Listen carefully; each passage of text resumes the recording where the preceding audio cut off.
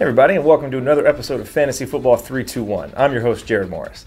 Now, before we begin, I would just like to make special mention of the fact that I did finally cut my hair. $16, great clips.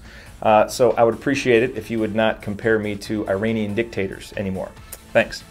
Now let's get on with today's 321. Now what I want to talk about today is three defenses that are not quite performing how we would expect, two defenses that are, and then of course my piece of advice. So let's talk about three defenses that aren't doing what we've come to expect from them. And the first one is the Carolina Panthers. Now last year, Carolina was very strong against the pass.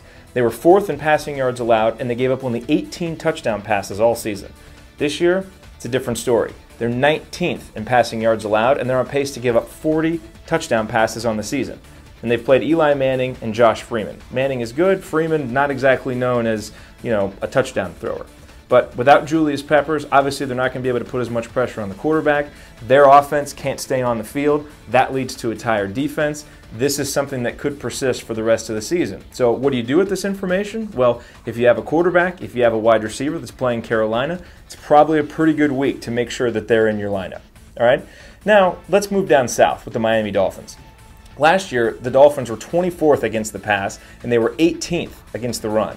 So they weren't very good. But this year, they're doing much better. The Dolphins are 6th against the pass, and they're 11th against the run, and they've given up only one passing touchdown and one rushing touchdown. Now granted, they only played the Bills, and Minnesota hasn't exactly been setting the world on fire, but they do have Adrian Peterson. So those numbers are pretty good. And the Dolphins brought in some linebackers. They brought in Cameron Wake off the edge. Their young cornerbacks are maturing, especially Vontae Davis. This is a trend that I think is going to continue.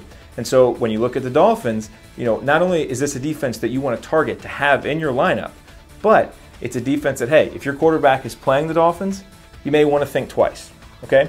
Now, how about the Philadelphia Eagles? What happened to them? This has always been a defense that has kind of been known as being pretty good, especially from a fantasy perspective, because they get sacks, they force turnovers. But did you know that they were 19th in points per game last year? So they gave up a lot of points last year, and right now, this year, they're dead last. Okay, granted, they played the Packers, a very good offense, but they also played the Lions, not exactly known as an offensive juggernaut.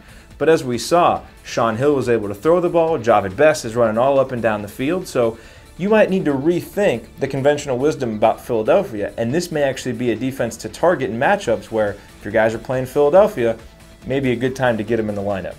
Now, let's talk about two other defenses that are doing exactly what we would expect from them. And the first one is Pittsburgh. Now, Pittsburgh was a little bit down based on their own standards last year because they didn't have Troy Polamalu for most of the season. This year they do, and my goodness, what a difference he makes. Right now, Pittsburgh is tied with the Dolphins for first in scoring defense, giving up 10 points per game, and they're giving up something like 54 rushing yards a game. And they faced Michael Turner and Chris Johnson, two of the best running backs in football. So this is a defense, if you have a running back and his name isn't Adrian Peterson, I might sit him, any of them, against Pittsburgh because they're playing so well against the run, and they're just not giving up any points. They're going to make life difficult for the quarterback, for the receivers. Everybody, stay away from Pittsburgh. But a defense to target for the umpteenth year in a row is the Detroit Lions. Now, they added Ndamukong Suh, they added Kyle Vanden Bosch in the offseason. So a lot of people thought, hey, maybe their run defense, maybe their pass defense will improve. And maybe it has a little bit, but it's not really showing up in the numbers. Last year, Detroit was 32nd against the pass. This year, they're 30th. Last year, they were in the 20s against the run. This year, they're in the mid-20s against the run. They're giving up pretty much the same number of points. They're giving up lots of touchdowns. So while they do have some pieces and while the Lions are improving and a team that I think is on the rise for the future, for this season, they're still a defense that when you see that your guys are playing them, get them in the lineup and expect big numbers. Okay, now my final piece of advice. And I want to talk real quick about stars and about talent and about how you don't want to underrate talent and overthink yourself. So let's use an example. This week, Brandon Marshall is facing the Jets. Obviously a very, very good defense with or without Darrelle Revis. And in Minnesota, you have Bernard Berrian facing the Lions. Now, Berrian hasn't done anything all season. He's been terrible. But, hey, if he's going to do something, it's probably going to be this week against the Lions. So would you start Bernard Berrian over Brandon Marshall? I hope not. Now, sure, Berrian could go out and he could have a better week. I mean, you never know with these things. It's fantasy football. It's unpredictable. But more often than not, talent wins out. So, for me, unless there's just, unless it's very, very close, I'm not going to go with the matchups. I'm going to go with the talented guy, with the star. You know, you probably drafted Brandon Marshall in the 2nd, the 3rd, the 4th round. He needs to play. You've got to keep your stars in there because a star is a star because he can play well against anybody, just like Randy Moss showed last week catching a touchdown against the Jets. So don't overthink yourself. Don't put too much stock into matchups. Play your stars. Keep them in the lineup. In the long run, you're going to be better.